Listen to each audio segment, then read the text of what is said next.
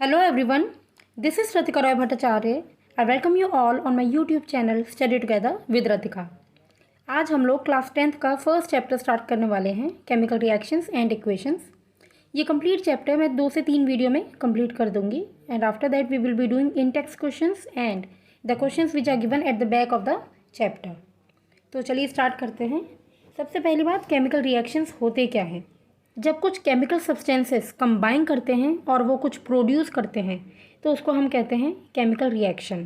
For example, ये दोनों chemicals हैं जो कि कंबाइन किए हैं और उसमें एक प्रोडक्ट निकल के आया है. तो इस टाइप के रिएक्शन को हम कहते हैं केमिकल रिएक्शन और ये शो किया जाता है with the help of chemical equations. अब केमिकल रिएक्शंस का मतलब जहाँ पे कोई केमिकल का इन्वॉल्वमेंट है, ठीक है, और वहाँ पे कोई ना कोई चीज़ चेंज हो रही है ना. देखिए, अब ए है, ए का कुछ कैरेक्टर है, अब यहाँ पर हमें ए नहीं दिखाई दे रहा है तो कुछ ना कुछ उसमें चेंज हुआ है. तो अब ये चेंज क्या होता है, एक बार ये देख लेते हैं. तो अब देखिए, चेंज का मतलब क्या है. जब कोई भी सब्सटेंस अपनी एक ओरिजिनल फॉर्म से किसी एक न्यू फॉर्म में आ जाता है and this new form is different from the original form, इसी चीज़ को हम चेंज कह देते हैं. Now change is of 2 types, physical change and chemical change. Physical change मतलब जब किसी सब्सटेंस की फिजिकल प्रॉपर्टीज़ में चेंजेस आ जाए, जैसे कि उसका स्टेट चेंज हो जाना, कलर, शेप, साइज़, ये सारी चीज़ें चेंज हो जाना. और फिजिकल चेंज में जो सब्सटेंस बनता है वो दोबारा ओरिजिनल फॉर्म में जा सकता है. वो रिवर्सिबल भी हो सकता है, इरिवर्सिबल भी हो सकता है. तो केमिकल चेंज क्या होता है, जब कोई भी सब्सटेंस एक नई चीज़ का प्रोडक्शन करता है उसको हम कहते हैं केमिकल चेंज.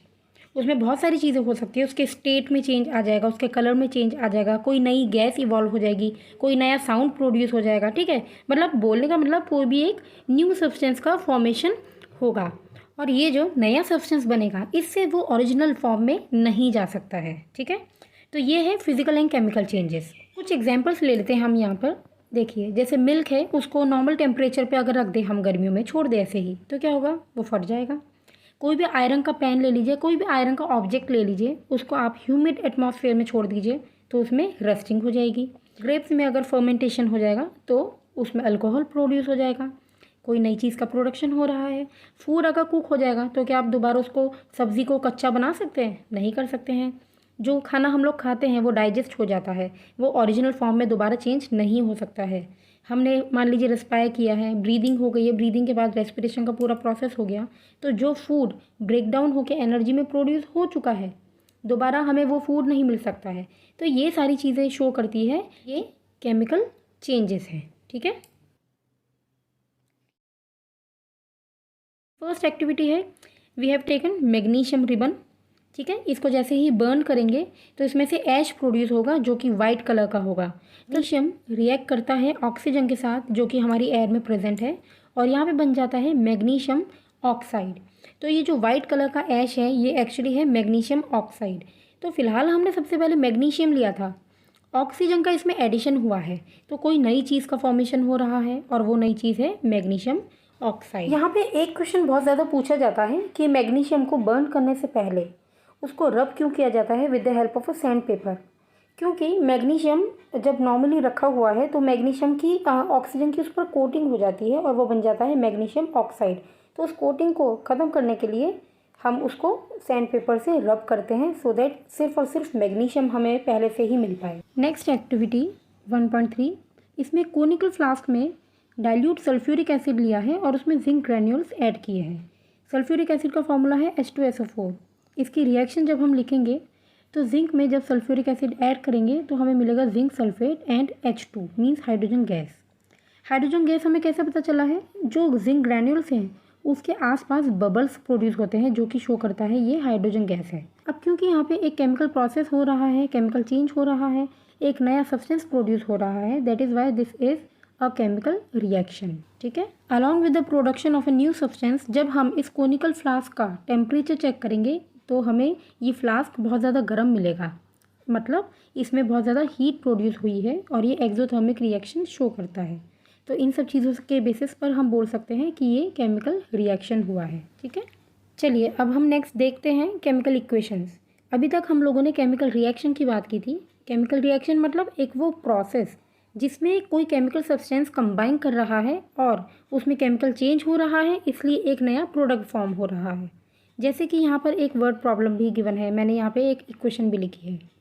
केमिकल इक्वेशन और रिएक्शन में डिफरेंस सिर्फ इतना ही है, केमिकल रिएक्शन वो प्रोसेस है और केमिकल इक्वेशन उस रिएक्शन को शो करने वाला एक सिंबॉलिक रिप्रेजेंटेशन है।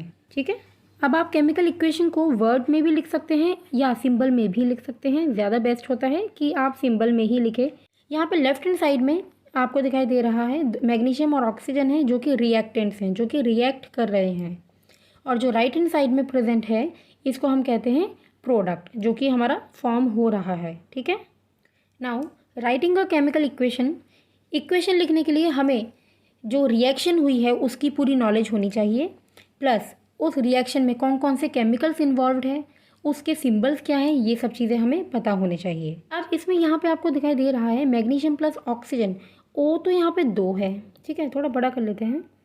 ओ तो यहाँ पे 2 है और मैग्नीशियम ऑक्साइड में सिर्फ 1 है। इसका मतलब ये तो बैलेंस्ड नहीं है। क्यों बैलेंस्ड नहीं है? क्योंकि लेफ्ट हैंड साइड में और राइट हैंड साइड में दोनों तरफ ही number of atoms should be same, should be equal.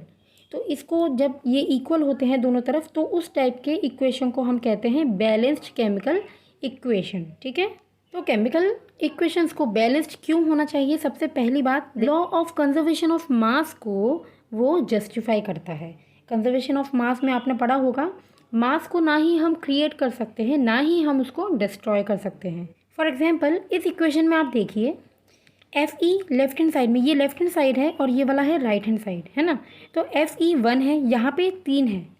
तो अगर हम Fe का देखें वो तो बिल्कुल ही अनबैलेंस्ड है।